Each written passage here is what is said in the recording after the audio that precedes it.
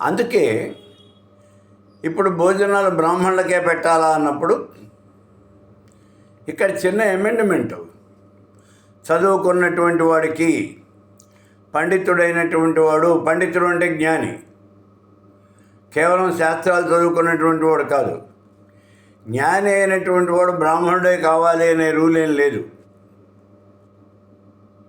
బ్రాహ్మణుడు కానివాడు కూడా ఆయన జ్ఞానం ఉండొచ్చు.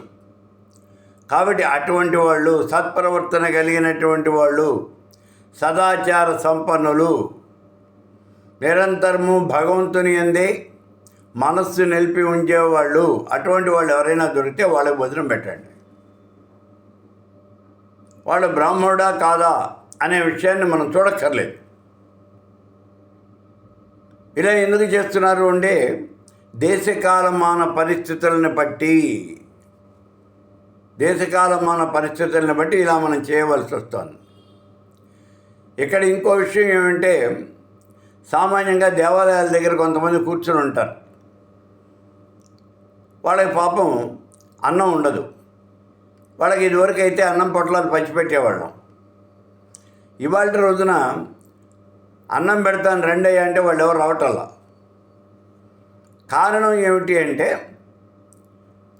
ప్రతి దేవాలయంలోనూ కూడా భోజనాలు పెట్టేస్తున్నారు. అసలు ఈ భోజనాలు పెట్టేవంటి సంస్కృతి వాళ్ళ చాలా ఎక్కువైపోయింది.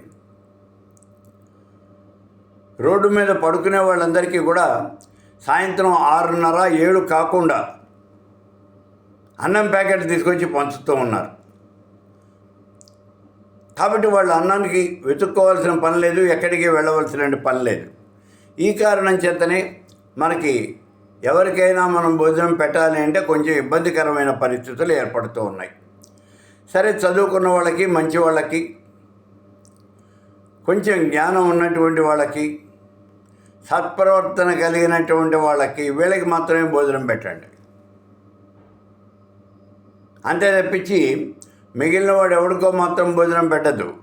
వాడు ఏ కులస్తుడైనా సరే ఈ లక్షణాలు ఉన్నవాడికే భోజనం పెట్టండి. లేనటువంటి వాడు ఏ కులస్తుడైనా వాడికి భోజనం పెట్టద్దు. ఇది ఏమిటి అంటే దేశకాలమాన పరిస్థితులను బట్టి మనం చేసుకునేవంటి చిన్న అమెండ్మెంట్, మార్పు.